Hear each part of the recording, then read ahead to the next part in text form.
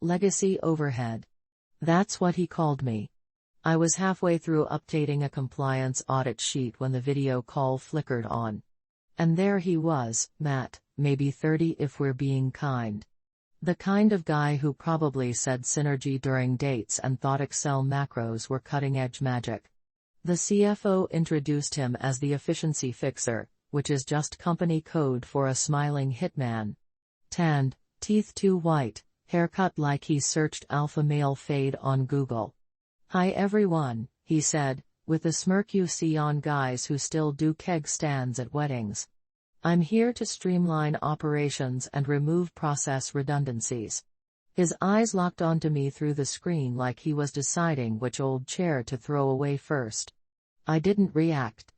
I just clicked save as on the folder where I kept every license record, federal renewal time stamp, and compliance chain tied to my name. Renamed it Church Pancake Recipes, backed it up to a private drive. Dana Miller was not going out like a rookie. By lunch, I heard him in the break room joking with two junior analysts about cutting boomer infrastructure. "I'm 42, not a boomer, but in Matt's world, if you don't TikTok your workflow, you're ancient." Then came the huddle, open floor plan, everyone standing around like we were watching an exorcism of common sense. Matt opened a slide deck full of nonsense lines like agile compliance ecosystem and decentralized accountability hubs. 3 interns nodded like they were watching the second coming of Elon Musk. "Some of our team members, especially those with legacy responsibilities, will be reassessed to ensure alignment with our lean strategy," he said. And then he stared right at me. "We appreciate your historical contributions, Dana." Historical. Like I was a mummy they dug up from HR's basement. I didn't speak. Just smiled, the kind of smile you give when someone steps into a bear trap you've been hiding for years. Quick pause, if you're listening and not subscribed, help me out. Trying to hit 10,000 subs so I can finally buy a chair without a missing wheel. Seriously, 95% of you watch without pressing the button. One tap. Make this girl proud. Okay, back to the chaos. That night I stayed late, not because I needed to, but because I wanted to watch the system breathe, like a mom watching her kids sleep before CPS shows up. I checked my credentials across 3 federal platforms. Free active certification, renewal control, licensing PIN, audit clearance, all still tied to me. I made sure every timestamp matched. Then I printed my contract clause. The one nobody reads. Section 7C. If involuntarily terminated, all company-paid licenses and regulatory certifications become void, and all credentials will be formally rescinded within 48 hours of contract termination. No one saw me leave. But I saw the way Matt looked at me the next morning, like a lion eyeing a cow, not knowing the cow has access to drone strikes. You ever see a man mistake a fuse for a shoelace? You will. By the next Tuesday, Matt taped a poster above the copier, "Compliance does not equal complacency." In Comic Sans. Comic Sans. Then the real fun started. Everyone, and I mean everyone, was told they had to re-interview for their evolved role. They spun it like a bonding activity, like we should be thankful for the chance to beg for jobs we already had. New hires came out smiling, saying things like Matt really sees me. And he's bringing fresh air. I wanted to tell them that kind of air usually leaks out of broken sewer pipes. When it was my turn, I didn't bring a resume. I brought silence. Matt barely glanced up from his laptop. "Dana, you've been here a while." 10 years, I said. Calm as snow on a freezer. "Right. Institutional knowledge, we value that." His fingers danced over the keys, probably typing Fire Dinosaur into Slack, then pulled up an org chart. My name under regulatory stewardship, crossed out. Next to it, open to be reassigned. Then he clicked on a tab labeled Q3 Renewal Delegation. I saw the file name, Q3 license Ruth Plan V1. In the comments, can this be transferred downstream? Downstream in Matt speak meant handed to someone too new to spell OSHA. I smiled. Didn't blink. But inside, a big red siren went off. Back at my desk, I opened the database I built in 2016. The one that listed every compliance certificate, expiration date, which agency it reported to, and who had signing rights. 43 items. 43 licenses. 43 strands in one tight corporate noose, and all tied to me. I exported a fresh copy, encrypted it, zipped it, named it Employee Birthday Cake List, and sent it to a private account. Then cleared my sent items. Call me paranoid, but I've seen what happens when children play with matches and call it innovation. Later, he reassigned my inspection prep to a marketing intern who thought FDA stood for Food Design Aesthetic. She actually asked if that meant redesigning lunchroom posters. Meanwhile, he told me to reorganize the janitorial supply shelf. Said it would keep me in the loop at a foundational level. Foundational like mold. I politely asked if I still had admin access to the licensing dashboard. Matt blinked like I'd spoken in ancient runes. Oh, I think we routed that to Chloe last week. You don't really need it anymore, right? Chloe had just learned what a PDF was. I didn't argue. I nodded, walked to a side terminal, and revoked her access using the shadow admin panel no one knew I'd built. If I was getting pushed off the ship, I wasn't leaving the map behind. I passed Matt's glass office later. He was laughing on a call, saying something about scrubbing out old wood. He didn't notice me watching. But I noticed something. The fuse was shorter now, and the room already smelled like smoke. The first time I heard them laughing, I let it go.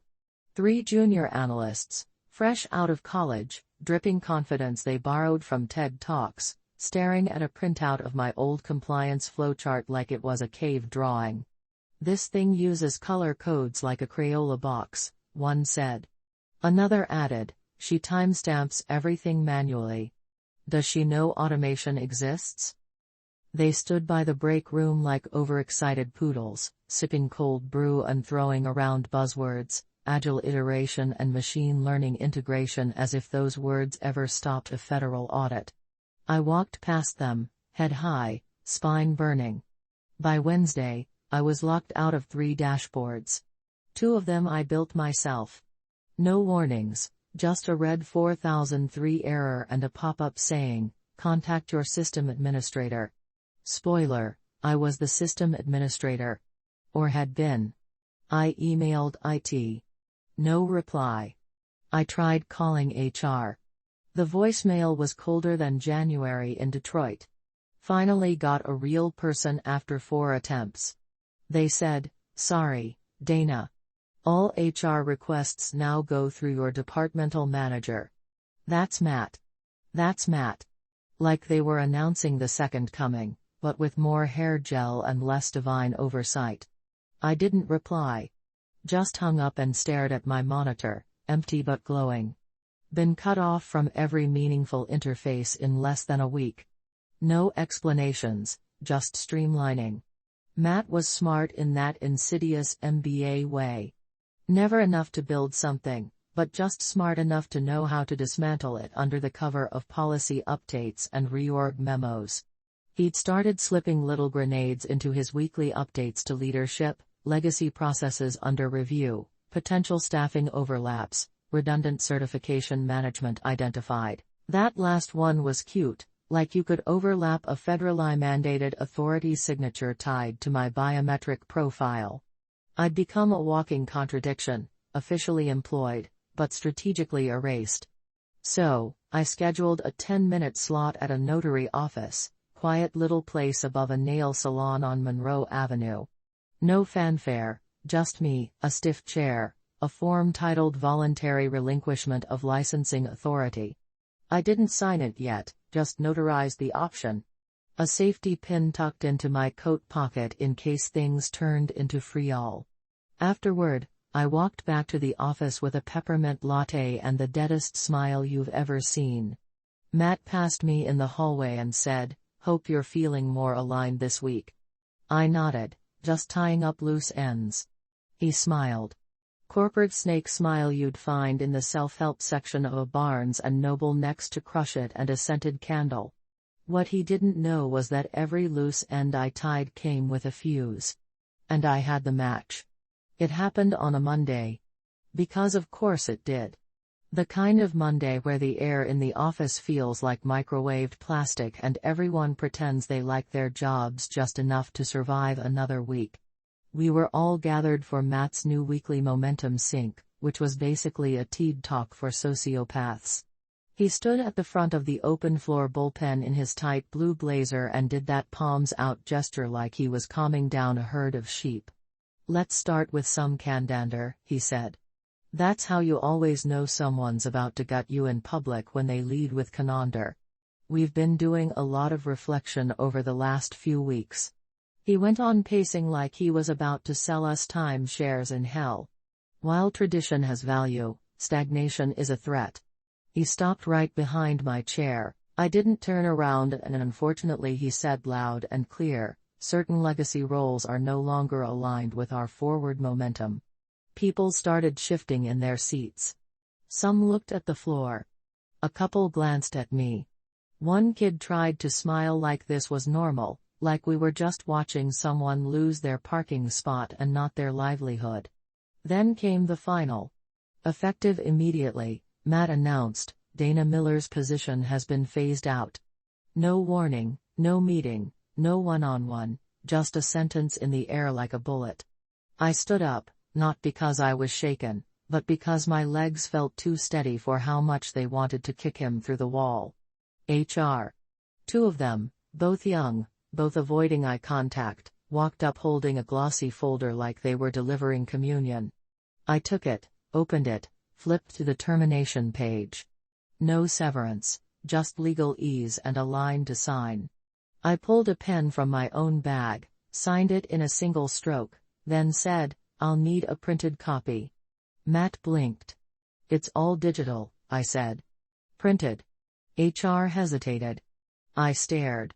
4 minutes later, I walked out of that office with a paper copy, a stapled receipt, and the calm of a woman who knew exactly what she'd just done.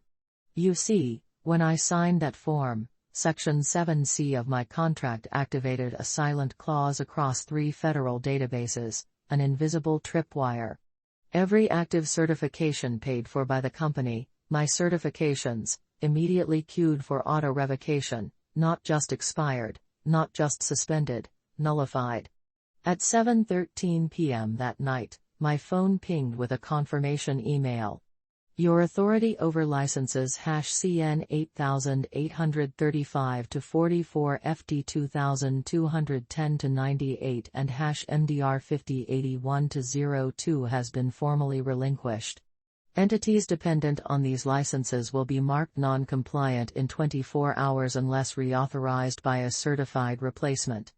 I didn't forward it, didn't screenshot it, didn't even reply. I just sat in my apartment, sipped boxed Merlot, watched reruns of The Golden Girls while the digital news started tightening around Matt's precious forward momentum, and I slept like a goddamn baby.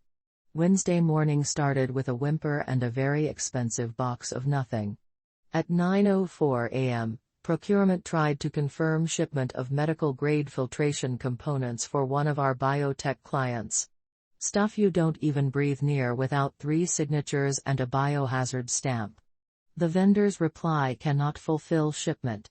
Receiving entity listed as inactive. License CN 8835-44 expired. Contact listed certifying officer. Guess who that was? 10 minutes later, it started logging anomalies. Logins failed. API calls choked. A scheduled data sync to the FDA's audit portal returned a rejection code. Invalid license holder. That same hour, our internal license dashboard, once as clean and green as a freshly mowed lawn, started lighting up like a Christmas tree in hell. Red alerts, inactive flags, credentials marked orphaned.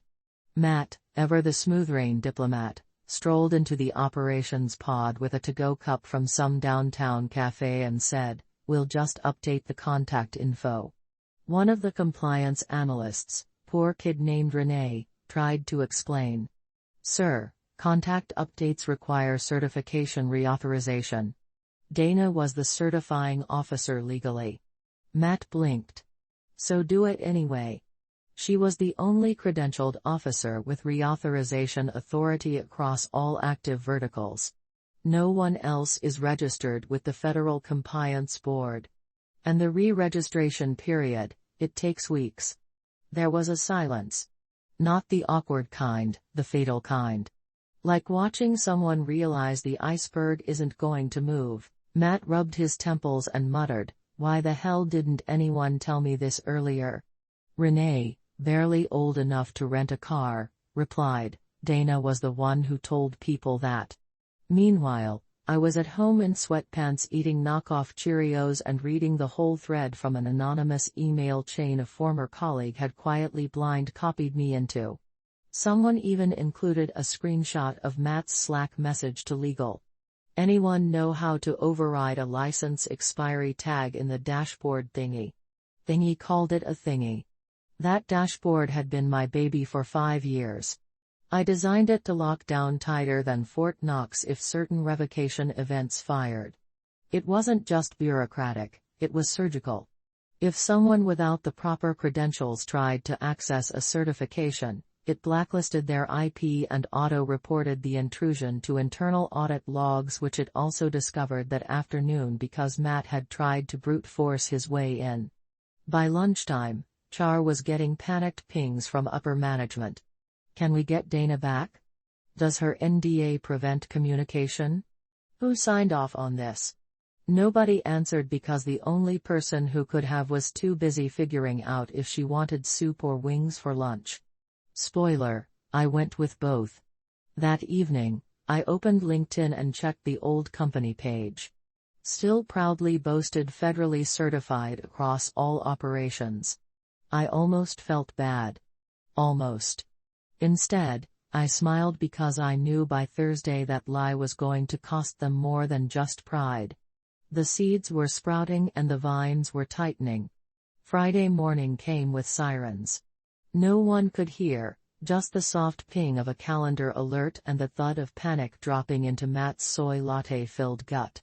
FDA randomized site inspection 10 a.m. It was legit. Random, yes, but randomized within a window Dana had always planned for, quietly, annually, color-coded, spreadsheet, cross-referenced against vendor contract terms, renewal cycles, and the phases of the damn moon if needed. The auditors didn't play. They walked in with clipboards and the moral authority of IRS agents in Kevlar. By 9:22, the front desk called compliance. 3 inspectors here. They're asking for the license holder. Silence. Long panicked. Silence because there wasn't one. Matt, now visibly sweating through his navy Banana Republic blazer, sprinted to the ops wing and barked at legal. "Can we get Dana's credentials reinstated?" A poor junior associate Googled license reinstatement process. Like it was a how-to guide for baking banana bread. Meanwhile, Matt tried logging into the Federal Credentialing Board's portal using Dana's old login. Access denied. He tried requesting a password reset. User not found.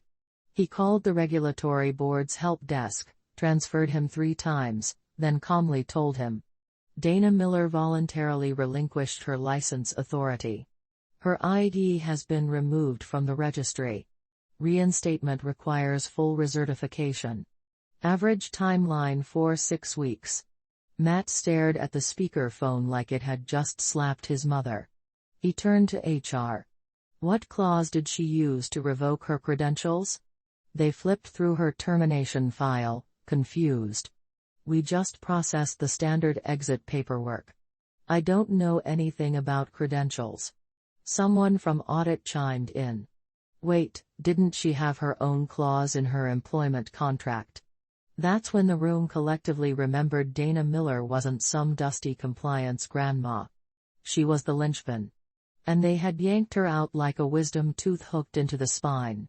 Meanwhile, across town, Dana's phone buzzed. It was Liz from documentation, a decent person once, kind who baked cookies for audit week and used to sneak post-it doodles onto Dana's monitor back when the world made sense. Dana. Liz's voice cracked. Did you do this? Dana stirred her coffee, looked out the window at nothing, then smiled. No, she said calmly. You did. Click. She didn't hang up hard, didn't yell. That would have been giving them too much credit because this wasn't revenge. This was math. 1 + 1 = you fired the wrong damn person. Auditors were now sitting in the lobby. The company legally couldn't allow them into the secured wings without a licensed compliance officer present, which meant the audit couldn't proceed, which meant every single vendor and client relying on certified compliance for active projects would be in technical breach of contract in approximately 4 hours. And Dana, she was getting her nails done. Midnight burgundy gel finish. Not because she needed to, because power doesn't need to raise its voice. It just has to walk away. Monday, 8:37 a.m. The building smelled like stale coffee, dried sweat, and the quiet shame of a company that just realized it stepped on its own oxygen hose. That's when he walked in. Gregory T. Winslow, CEO, cruise tan glowing like an overcooked rotisserie chicken, silk shirt, still creased from whatever Monaco resort he just floated back from. The man rear of wealth, sunscreen, and complete oblivion. He strolled through the glass atrium like a Roman emperor returning from battle, waving at receptionists, throwing finger guns at junior VPs. Morning, folks. Hope y'all didn't burn the place down while I was gone. Nobody laughed. By the time he hit the executive floor, he had 3 unread urgent license compliance emails and a voicemail from legal that ended with the words noncompliance disaster. At 9:02 a.m., he burst into the ops room expecting some mild turbulence. Instead, he walked into a goddamn plane crash. Operations frozen. Vendor shipments halted. Inspections failed. Certifications invalid. Clients livid. Revenue dashboard flatline. He turned to the room of red-eyed managers, jaw tightening. Who's handling this? All heads turned toward Matt. Now looked less like a visionary and more like a middle schooler who just flooded the gymnasium with glitter glue. Gregory pulled up Dana's termination paperwork on a wall-mounted monitor. Read it in silence, then scrolled some more. Finally, he said it quietly at first, like he couldn't believe the syllables as they came out. You fired the license holder. Matt opened his mouth, closed it. Gregory's voice didn't rise. It dropped. Fired the person with sole federal licensing authority across all departments. Matt stammered. Her responsibilities were deemed redundant. Gregory laughed, but not like a joke laugh, more like I just found out my kid sold our car for crypto laugh. He pointed at the screen. Her name is on every regulatory document, every active license, every renewal path, every legal compliance chain this company depends on to exist. Flipped open a manila folder legal had rushed in with. Here's our top 5 suspended vendors. All contracts frozen due to expired searches. And here he tossed a paper onto the table like a blackjack dealer. Dana Miller listed on every single one. Gregory spun back to the room. And you let a kid who still writes in buzzword soup fire her. Matt tried one last Hail Mary. I thought we could reassign it. It said we could just update contact info.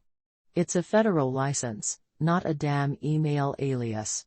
Gregory thundered. Silence. Then he grabbed his phone, looked up Dana's contact. Nothing. HR piped up. We tried reaching her. She's unresponsive. Gregory sighed, sat down, rubbed his temples like the sunburn had crawled behind his eyes. Then get her back, Matt coughed. She might not want to come back. Gregory looked at him like he was a bug crawling across a beyond loafer. "Oh, she'll come back," he said. "Well pay. Ravel name a wing after her if we have to." But deep down even he knew. The woman they tossed like moldy leftovers now held the keys to their entire damn kingdom. And she wasn't standing at the gate anymore. She'd built another castle, and inside every blueprint they were scrambling to recover, her name was still printed in permanent ink. Justice didn't scream. It just watched the guilty bleed out on their own spreadsheets. By noon, in his inbox had 6 messages flagged high priority from @Winslow Enterprises .com and 1 voicemail from an assistant named Trevor, who sounded like he hadn't slept since Thursday and might be on the verge of selling a kidney for leverage. The subject line on the final email: "Urgent return requested by CEO directive." Dana didn't open it right away. She finished her late breakfast. 2 eggs over medium sourdough toast. The smug silence of a woman whose enemies were now taking meetings under fluorescent lights while she basked in the soft hum of a home espresso machine. Across the city, Gregory Winslow was pacing his executive suite like a lion forced into customer service.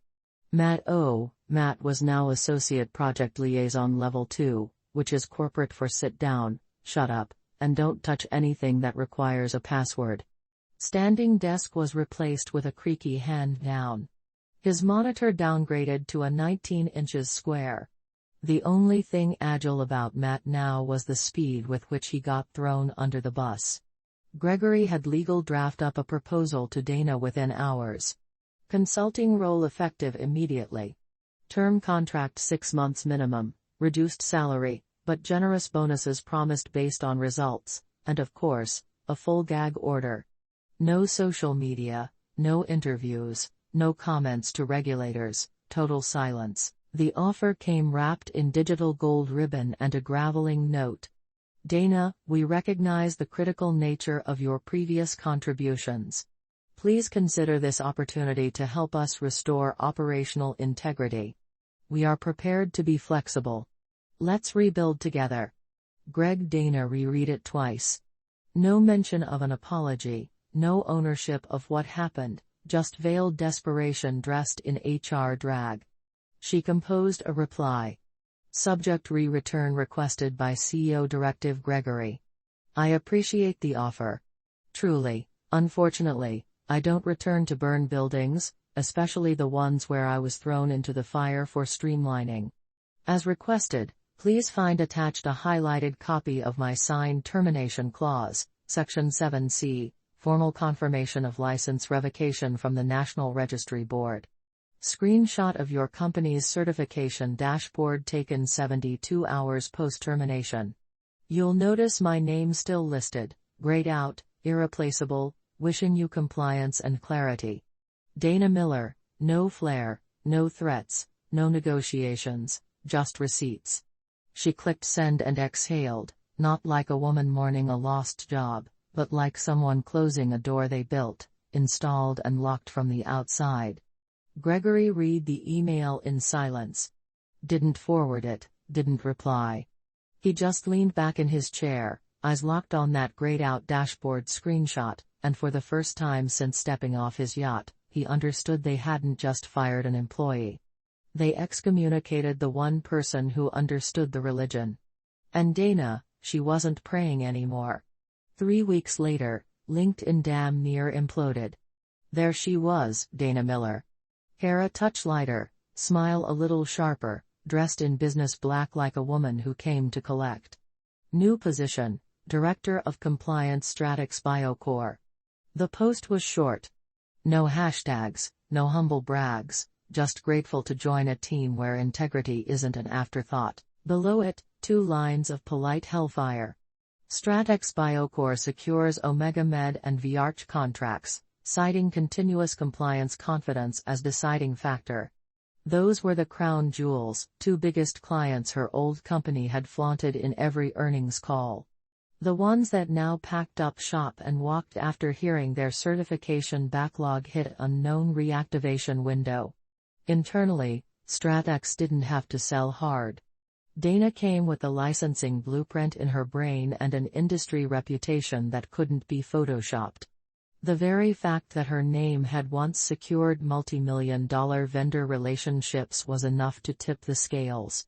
Meanwhile, back at her old stomping ground still stuck. The dashboard never turned green. License appeals choked in bureaucracy. Legal fines were rolling in daily, some automated, some hand-delivered like hate mail from the gods. Vendors dropped out. Clients panicked. The office holiday party got cancelled due to budgetary adjustments. And Matt, he didn't even get a goodbye cake. Just a 3-minute Zoom call and a quiet transition plan that read more like an obituary. One week he was barking orders in an open floor plan.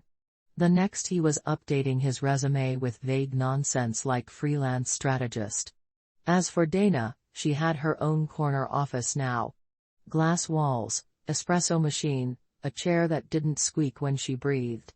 Every morning she watched the alert pings from her industry feeds like someone watching the weather report for storms she'd already outflown. One ping then another. Her old company flagged non-compliant. License status pending. Audit failures under appeal. She took a sip of her coffee. Colombian black with a pinch of smug. She leaned back calm and centered. Above her desk, pinned to her monitor with a blue push pin was a single yellow sticky note. No signature, no emoji, just 5 words written in steady, no block letters in case they ever forget I was the license. Thanks for joining the fun, you office survivors. Subscribe for more switch-flicking drama. Let's make your former coworkers sweat.